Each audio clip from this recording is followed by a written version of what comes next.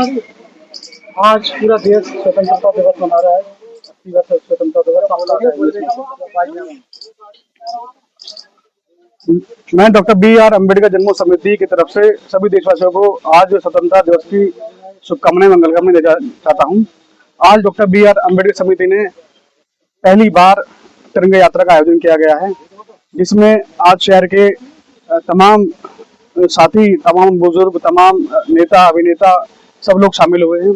और ये यात्रा वैसी ही रही है जैसे 14 अप्रैल में हम झांकी निकालते हैं, जुलूस निकालते हैं पूरे शहर में। हजारों की संख्या में, लाखों की संख्या में यहाँ लोग होते हैं। आज भी सैकड़ों की संख्या में, हजारों की संख्या में लोग उपस्थित थे। सब ने बहुत बहुत स्वागत करा। हर मोड़ पे व्यापारियों ने, राह चलते लोगों ने पुष्प वर्षा करके और बहुत बहुत सबका आभार प्रकट किया। मैं आप सबके माध्यम से यही कहना चाहता हूँ कि ये हमारा स्वतंत्रता दिवस है, हमें इसको बढ़ चढ़ के हर्षोल्लास के साथ में हमेशा हर बार बहुत अच्छे से मनाना चाहिए। धन्यवाद।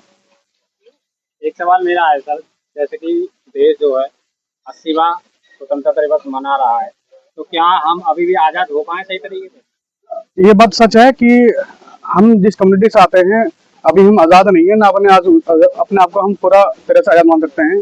Doctor B R. अम्बेडकर ने जिस संविधान से हमें ताकत दी, शक्ति दी और इस पूरे देश को एक माला सूत्र में पिरोया, अभी भी हमारा संविधान पूर्ण रूप से लागू नहीं है, जिसमें हमारे दलितों के, SC, ST, OBC के अधिकार अभी पूरे नहीं मिल पा रहे हैं। प्लस जब से ये सरकार बदली है, ये भी वही सरकार है जैसे कांग्रेस ने हमारे अधिकारों को पूर्ण रूप से हमें नहीं दिया, सेम भाजपा ने हमारे साथ में करा है। आज भी हम अपने आप को गुलाम समझते हैं। हमारी शिक्षा का जो अधिकार है भाजपा ने वो छीना है, हमारे हेल्थ के लिए छीना है। हर बार जो शिक्षा का बजट है हर बार वो कम होता जा रहा है। एजुकेशन एक सबसे बड़ा महत्व था जो डॉक्टर बी.आर. अम्बेडकर ने हमें एक जड़ी बूटी दी थी और हमें सरकारों ने उसी चीज से मारा है। तो ये बात आपने सही कही कि हम अभी आजाद नहीं है, अभी भी हम गुलामी कर रहे हैं। एक सवाल और है, जैसे कि अभी 80 वर्ष आजाद हुए देश को हो गए, लेकिन क्या दलितों के ऊपर अत्याचार रुका है या महिलाओं के जो बलात्कार दिन पर दिन होते रहते हैं वो कम हुए? किसी की सरकार रही, चाहे कांग्रेस की रही, चाहे किसी की भी रही, चाहे वर्तमान की सरकार है, क्या कम हो पाए हैं? नहीं, बिल्कुल भी कम नहीं हुए। तमाम आंकड़े आप उठा के देख लीजिए, जो अंग्रेजों के टाइम पे भी आंकड़े नहीं थे, आज उससे ज्यादा कई गुना आंकड़े हैं। आज दलितों के साथ एट्रोसिटी हर दिन हर घंटे होती है। एक भी अखबार आप उठा के देख लीजिए डेली का, ऐसी कोई मतलब पेज नहीं होता जहाँ पे दलितों के साथ अत्याचार की घटना ना छपी हो। तो हमारे साथ में अत्याचार है वो बढ़ता ही जा रहा है और इसके लिए हम आवाज उठा रहे हैं, समाज को एकजुट कर रहे हैं और सबको ही हम तो आपके माध्यम से अपील करेंगे कि आप सबको अपनी लड़ाई स्वयं लड़नी पड़ेगी। आप सोचेंगे भगत सिंह आपके पड़ोस में पैदा हो, अगर आप ये सोचते रहेंगे तो हम कभी बदलाव नहीं कर पाएंगे।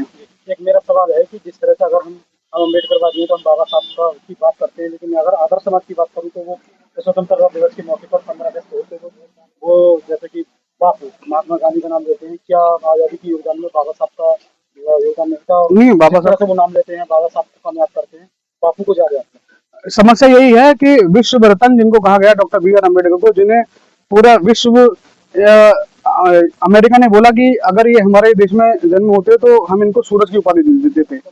तो हम जो इंडियंस हैं, जो हम भारतीय नागरिक हैं, हम उनको जाति के रूप से उनको बांट रहे हैं, जबकि इनकी पहचान कोई एक सीमित नहीं है। ये किसी दलित जाति के नहीं है, ये महान पुरुष हैं और इन्होंने सर्व समाज के को साथ में काम किया है।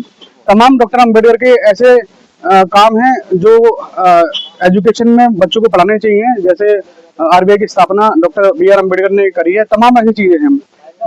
यही हमारे देश की सबसे बड़ी मतलब माली कमी है कि लोग जाति के रूप में उन्हें देखते हैं। वो नॉलेज ऑफ सिंबल हैं, उनको हम एक सूत्र मतलब उनकी हम डिफाइन नहीं कर सकते उनके बारे में। और हम आशा करते हैं कि जैसे पूरे विश्व में डॉक्टर अम्बेडकर को माना जाता है, उनको पढ़ा जाता है, भारत भी एक दिन आएगा कि उन्हें पूर्ण रूप से सारे समाज उनको वैल्यू देगा, उनको मानेगा। धन्यवाद।